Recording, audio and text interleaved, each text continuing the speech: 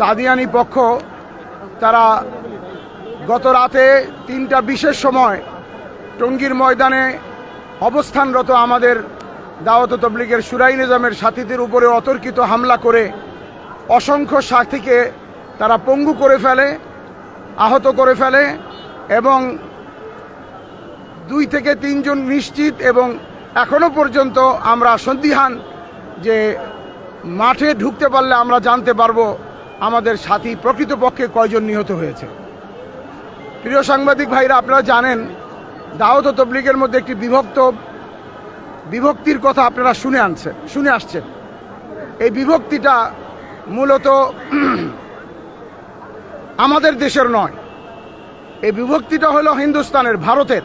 সারা বিশ্বে দাওয়াত তবলিগের কাজ এক হয়ে চলছিল, কিন্তু একজন ব্যক্তি, শুধুমাত্র একজন ব্যক্তি, মৌলানা সাদ সাহেব, তাকে কেন্দ্র করে আজকে সারা বিশ্বের প্রতিটি দেশ, দেশের প্রতিটি শহর, শহরের প্রতিটি নগর, নগরের প্রতিটি মসজিদ এবং মসজিদের মহল্লার প্রতিটি বাড়ি বিভক্তিত। দাওয়াত তবলিগের সাথীদের প্রতিটি ঘর ঘর বিভক্ত। তার কারণে সে নিজেকে আমির বলে দাবি করছে। তিনি কোরআন হাদিস, কোরআন সুন্নাহর বিরুদ্ধে অনেক কথা আলোচনা করেছেন, যা বিশ্বের উলামা ইকরাম আপত্তি জানিয়েছেন, এবং তিনি দাওয়াত তবলিগের পুরনো প্রবীণ মুরব্বীদেরকে মার্কাজ থেকে একভাবে বলা যায় চাপ সৃষ্টি করে বের করে দিয়ে তিনি তার একনায়কতন্ত্র কায়েম করে সারা বিশ্বে তিনি নিজেকে আমির দাবি করে দাওয়াত তবলিগের কাজটাকে চালাতে চেয়েছিলেন। কিন্তু সারা বিশ্বে অধিকাংশ সাথীরা তার এই আমিরত্বকে মেনে নেয়নি এবং তার কোরআন সুন্নাহর সাথে ভুল বক্তব্যকে ওলামা ইকরাম মেনে নেয়নি, যার কারণে তাদের সাথে আমাদের একটা বিভক্তি আর দূরত্ব তৈরি হয়। সেই থেকে সারা বিশ্বে দাওয়াত তবলিগ দুই লাইনে চলে আসছে। একটা সারা বিশ্বের ওলামা ইকরামের সমর্থিত রাস্তা, আর একটা সারা বিশ্বের ওলামা ইকরামের সমর্থন থেকে বিচ্যুত রাস্তা। দাওয়াত তবলিগের এই সাদিয়ানি পক্ষ, তারা হলো ওলামা ইকরাম কোরআন সুন্নাহ থেকে বিচ্যুত একটা রাস্তায় চলমান, বিচ্যুত রাস্তায় চলার এক পরিচয় দানকারী এক সংস্থা, যারা দাওয়াত তবলিগের প্রকৃতপক্ষে সাথী বলা যায় না। এরা, আপনারা জানেন যে আগামী অল্প কিছুদিন পরেই ইজতেমার পূর্বে একটা জোর ইজতেমা হয় 5 দিনের। আমাদের এই জোর ইজতেমা ছিল গত 29শে নভেম্বর এবং 1লা, 2রা, 3রা ডিসেম্বর আমাদের 5 দিনের জোর ছিল। এই জোর আমরা পূর্বেও করেছি। এরও পূর্বে আপনারা জানেন 5ই নভেম্বরে সারা দেশের ওলামা ইকরামের একটা সমাবেশ হয়েছিল সরওয়ার্দী ময়দানে। ওই সময় ওলামা ইকরামের সিদ্ধান্ত এবং পরবর্তীকালে আমাদের মুরব্বীরা সিদ্ধান্ত নিয়ে কাকরাইল মসজিদ এককভাবে আমাদের অধীনে রাখার সিদ্ধান্ত নেওয়া হয়।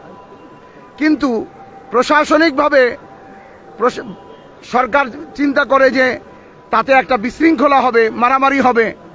তো এই জন্য আমাদেরকে তারা দরখাস্ত করে, আমাদের কাছে অত্যন্ত বিনীতভাবে অনুরোধ করে যে আপনারা মার্কাজ ছেড়ে দিন, তবে আমরা প্রতিশ্রুতি দিচ্ছি যে মার্কাজ আপনারা পূর্বের মতো 4 সপ্তাহ 2 সপ্তাহ করে চালান, কিন্তু ময়দান আপনাদের কাছে থাকবে এবং ইজতেমা আপনাদেরটাই প্রথমে হবে। এবং তারা জোর ইজতেমা করবে এমন কোনো ওই প্রজ্ঞাপনের মধ্যে এমন কোনো কথা ছিল না। তারা আগেও 5 দিনের জোর করেছি। আমাদের সমাবেশ, আমাদের জোর, আমাদের ইজতেমার কাউন্টার একটা দিয়ে থাকে। তারা আমাদেরকে জানায় যে আমরাও জোর করব, কিন্তু আমরা প্রশাসনিকভাবে আমাদের কাছে প্রজ্ঞাপন ছিল, আছে যে মাঠ আমাদের কাছে থাকবে। 31শে জানুয়ারি, 1লা ও 2রা ফেব্রুয়ারি আমরা ইজতেমা করব এবং 4ঠা ফেব্রুয়ারি বিকাল 3টায় মাঠ আমরা সরকারকে হস্তান্তর করব। সরকার তাদেরকে ইজতেমা করার সুযোগ দিবে এবং তাদের ইজতেমার পর মাঠ আবার আমাদের কাছে বুঝিয়ে দেয়া হবে। এটার প্রজ্ঞাপন, গ্যাজেট, এটা সরকার পাশ করছে। কিন্তু তাদের এই আচরণ, তাদের এই ঔদ্ধত্যপূর্ণ আচরণ, তাদের অ্যাগ্রেসিভ মনোভাব, এই সব কিছু দেখে তারা চিৎকার করে বলতেছিল যে জোর করবেই তারা 20 তারিখ থেকে। সরকারও হয়তো চিন্তা করছে আমাদের সাথে বসবে, আমাদের কাছে অনুমতি চাইবে। সেই লক্ষ্যেই সরকার উপদেষ্টা মণ্ডলীর দুইজন সমন্বয়ক সার্জিস এবং হাসানাত আব্দুল্লাহ, এই দুইজনকে প্রথমে তাদের কাছে পাঠায়। গত রাত্রে, গভীর রাতে, মধ্যরাতে এই দুই সমন্বয়ক অপরদিকের এই হত্যাযজ্ঞের নায়ক, বাংলাদেশের এই ফিতনার মহানায়ক ওয়াসিফুল ইসলাম, তার ছেলে উসামা, আব্দুল্লাহ মনসুর সহ তারা এই সমন্বয়কদের সাথে একটা বৈঠক করে, যার ভিডিও ক্লিপ ইউটিউবে এখনো আছে। সেখানে সার্জিস এবং হাসানাত আব্দুল্লাহ তাদেরকে আশ্বস্ত করে, প্রতিশ্রুতি দেয় যে আচ্ছা এটা হতে পারে, তো আপনারাও জোর করতে চাচ্ছেন, আমরা প্রতিপক্ষের সাথে আলোচনা করে আপনাদেরকে মাঠ নিয়ে দিব, তবে শর্ত হলো যে আপনারা জোর করে 20 তারিখ থেকে 5 দিনের জোর করে 25 তারিখ মাঠ আবার ফেরত দিয়ে দিবেন। এটা ভিডিও ক্লিপ ইউটিউবে এখনো আছে। তারা সম্মতি জানায় যে হ্যাঁ ঠিক আছে। এই ভিত্তিতে শেষ রাতে সার্জিস এবং হাসানাত আব্দুল্লাহ উভয় কাকরাইল মসজিদে আসে। আমাদের মুরব্বীদের সাথে বসে তারা উপদেষ্টা মণ্ডলীর এই দরখাস্তটা পেশ করে আলোচনা করে। আমাদের মুরব্বীদের সাথে যখন আলোচনা চলছিল, আমরাও বুঝতে পারতেছিলাম যে যদি সরকার খুব বেশিভাবে অনুরোধ করে আমরা না করব না, দিয়ে দেব। এই আলোচনা চলছিল। ইতিমধ্যে টঙ্গীর ময়দান থেকে সংবাদ আসে যে তারা গেট ভাঙার চেষ্টা করতেছে। তখন সার্জিস এবং হাসানাত এই কাকরাইল মসজিদের ভিতরে বসা, তাদেরকে বলা হলো যে ভাই দেখো, তোমরা কার পক্ষ নিয়ে আসছো, কাদের পক্ষ থেকে কাদেরকে প্রতিশ্রুতি দিয়ে আসছো, তারা এই করতেছে। তখন সার্জিস এবং হাসানাত আব্দুল্লাহ তাদেরকে ফোন দেয়, ফোন দিয়ে কথা বলে যে আপনারা যদি, এবং আজকে একটা মিটিং হয়েছে, হওয়ার কথা ছিল দুই পক্ষের সাথেই, এবং এই মিটিংয়ের পরেই হয়তোবা সরকার আমাদের কাছ থেকে মাঠ নিয়ে তাদেরকে সুন্দর সুশৃঙ্খলভাবে বুঝিয়ে দিত। কিন্তু তারা যখন এটা করলো, সার্জিস এবং হাসানাতে কথা বলে দিল যে আপনারা যদি আইন শৃঙ্খলা ভঙ্গ করেন, আইন নিজের হাতে তুলে নেন, তাহলে আপনাদের সাথে আর আমরা নেই।